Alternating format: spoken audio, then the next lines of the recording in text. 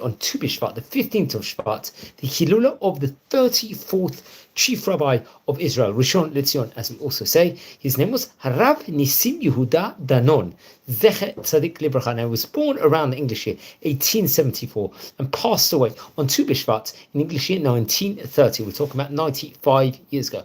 He was as we stated before, the 34th Rishon Lezion, and let's just say he was of the last chief rabbis from the Ottoman period in of itself. Let's explore some of the highlights of the famous rabbi's life. Now, he was born in Jerusalem, the holy city in of itself, and he came from great rabbinic heritage. His father's name was Rabbi Menachem Danon, and his mother's name was Rabbanit Esther. He would learn in the famous yeshiva Tifirat Yerushalayim, happened to be a great Sephardic yeshiva in itself in Jerusalem, respectively, during especially the period of the Ottoman Empire, and many great rabbis will be produced within regards to this. I believe when he was only 19 years of age, he was ordained to teach Torah. He became like a rabbi in capacity of himself, and would travel to various different countries worldwide. Especially, he would go to Paris in France, and he would learn in the Beit Midrash Merkazit LeRabbanim, inside the rabbinic academy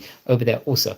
After that, I think he would continue his studies and go back to Jerusalem, obviously having garnered brilliant language, let's just say, of French in himself, became fluent in French in of itself, and he was able to speak, to converse, and was multilingual at that stage in time. And he would get married to Rabbanit Zinbil.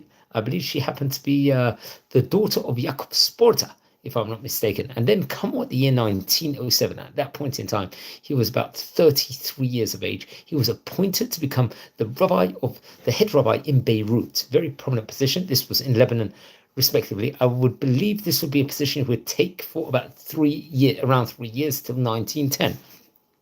Then come all the winter of 1910, in Tafresh Ein, as we say, he was invited to actually dwell inside, to move to other places, to the area of Tzfat, one of the other 4 holy cities on of itself. I think at that point in time, he came there to resolve these different debates or disputes in of itself, and he would help represent a meeting where it was many different people had actually attended, especially Ottoman citizens, and many people would actually, at that stage in time, they would want him to become actually the chief rabbi of Tzfat at that point in time. But I don't think he actually took that so much in of itself. But he was appointed, I think, as they wanted him to go to Tzfat, he would leave his appointment as a chief rabbi in Beirut and eventually end up in Rhodes. Rhodes, naturally, is in modern day Greece. It's a Greek island in of itself. Very interesting enough. I think by the Aegean Seas. And I think that was a position he would take for a short period of time. I think there was an occupation of the island by the Italian armies. And while that was a window of time, he held this political position.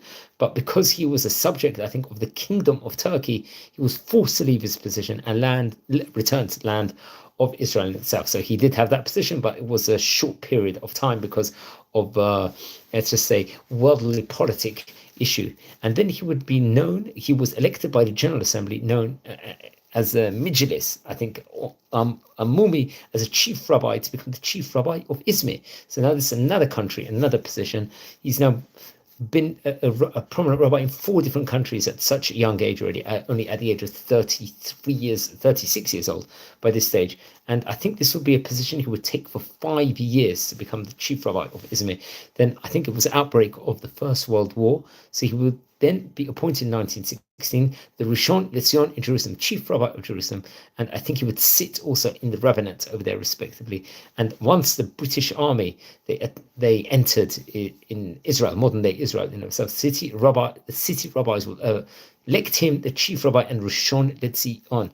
And this was a very, very prominent position. He would travel to various different countries, also on behalf of, let's just say, as a Shadar, Shluchei Rabbanan, to help the institutions in Jerusalem, while at the same time strengthening communities worldwide. Now, he passed away, it was reported over in an area called Sfax, if I'm not mistaken, in Tunisia.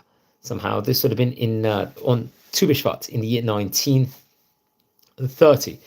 I'm not too sure why he was there, if it was for a rabbinic role or not, but be it as it may, he would pass away at that stage in time. Now, he actually took the position as Rishon Lezion from Rabbi Moshe Yehudah Franco, and Rabbi Chaim Moshe Lishar would actually be the great rabbi that would take his place afterwards. Now, within regards to Torah books in and of itself, he would leave a manuscript containing various different responsa and comments on the famous Rabbi, the Rib, respectively Rabbi Yitzchak ben Yaakov Alfasi, who was one of the greatest, let's just say, Jewish law thinkers of all time. He was engaged, apparently, in composing a book that shed light on during his time period as a rabbi and the Chacham Bashi in Jerusalem and in various other cities, very much, let's just say, a protocol or a code of how it was like to be part as a chief rabbi in various different countries worldwide, as he was very, very much, very well decorated. Now, friends, he left great descendants, including Rabbi Yaakov Nissim Danon and Rabbi Eliyahu Danon and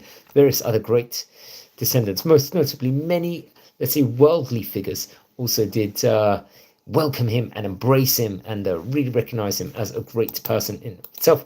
It's actually interesting. He would travel around many people. I think especially Herbert Samuel thought very, very highly of him.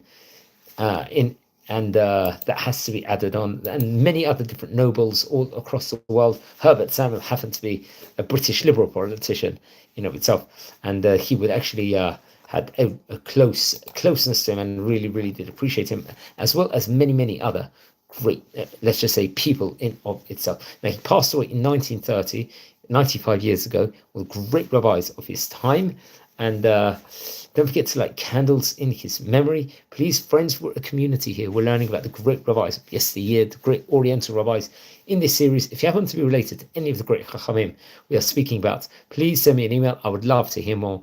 And if you feel anyone will be interested in watching these videos, please share the videos to other people. We're a community here. And take care, and wishing you well.